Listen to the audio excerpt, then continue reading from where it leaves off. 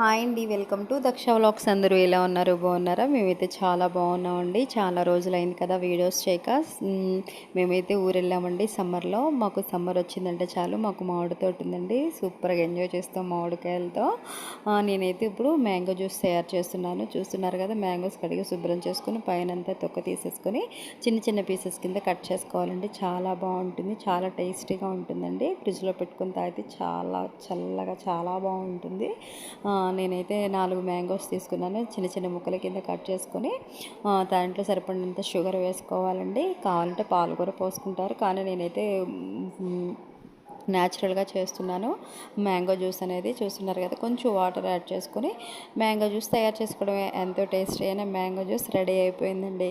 మీకు నచ్చితే కనుక లైక్ చేయండి, షేర్ చేయండి, సబ్స్క్రైబ్ చేయండి. దాంట్లో పైన చిన్న చిన్న పీసెస్ కింద మామిడి ముక్కలు వేసుకుంటే తింటూ ఉంటే చాలా బాగుంటుందండి. Please subscribe my channel.